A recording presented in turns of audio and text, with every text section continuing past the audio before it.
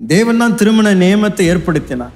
பால் உறவை தேவன் ஏற்படுத்தின பொழுது அவருடைய நோக்கம் என்னவா இருந்தது என்றால், திருமணம் என்ற அந்த உறவின் பாதுகாப்பிற்குள் அனுபவிக்க வேண்டிய அந்த அனுபவம் தான் அந்த பால் உறவு.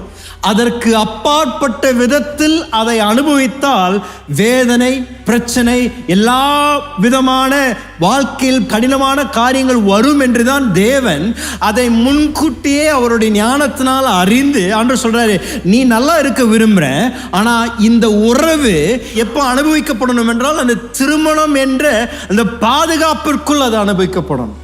ஆனால் அதற்கு முன்பதாக அதை நீ தவறான விதத்தில் அனுபவிக்க பிரயாசப்பட்டினா உன் வாழ்க்கையில் அது பிரச்சனை தான் வரும். நான் ஆண்டவர் சொல்றேன்.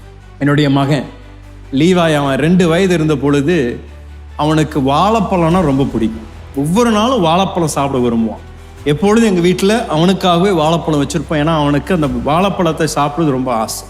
ஒரு நாளைக்கு அவன் அப்படி தான் வந்து வாழைப்பழத்தை சாப்பிட முடியாது என்கிட்ட வந்து கேட்டான். அன்னைக்கு பார்த்து அப்போ தான் வாழைப்பழம் வாங்கியிருந்தோம்.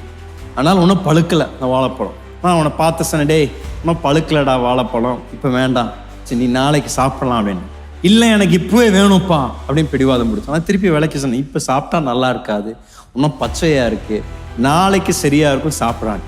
ஒரே பிடிவாதம், எனக்கு இப்போ வேணும் இப்போ வேணும். ஸோ அவனோட எவ்வளோ ஓரியாடி பார்த்தேன், இல்லைன்னு விளக்கு சொல்ல பார்த்தேன், புரியல. ஒன்று பிரித்து அவன் கையில் கொடுத்தேன், இந்தா சாப்பிடு. உடனே அவன் தோலை உரித்து வாயில் போட்டான். போட்ட உடனே துப்பிட்டு வாய் நாக்கெல்லாம் பல்லெல்லாம் போட்டு தேய்ச்சிட்டு இருந்தான். என்ன ஆச்சுங்க? பழுக்காத வாழைப்பழம் சாப்பிட்டா என்ன ஆகுங்க? அதுதான் ஆண்டவர் சொல்கிறாரு, இந்த பால் உறவை திருமண பாதுகாப்பிற்கு வெளியே நீ அனுபவிக்க பார்த்தீங்கன்னா உன் வாழ்க்கையில் அது பிரச்சனையும் கசப்பும் தேவையில்லாத வேதனை தான் கொண்டு வரும். ஆனால் என்னுடைய நேரத்திற்காக நீ பொறுமையாக காத்திருந்தீன்னா அது உன்னுடைய வாழ்க்கையில் ஒரு அற்புதமான சந்தோஷமான ஒரு அனுபவமாக இருக்கும்படியாக நான் விரும்பியிருக்கிறேன் என்று தேவன் விரும்புகின்றார். ஆகையால் தான் வாலிப வயதில் தேவ பிள்ளைகள் என்ன பண்ணணும்னா, நான் இந்த தீர்மானத்தை நான் எடுக்க விரும்புகின்றேன். என்னுடைய வாழ்க்கையில் நான் என்னுடைய பரிசுத்தத்தை நான் பாதுகாத்து கொள்ள போகிறேன்.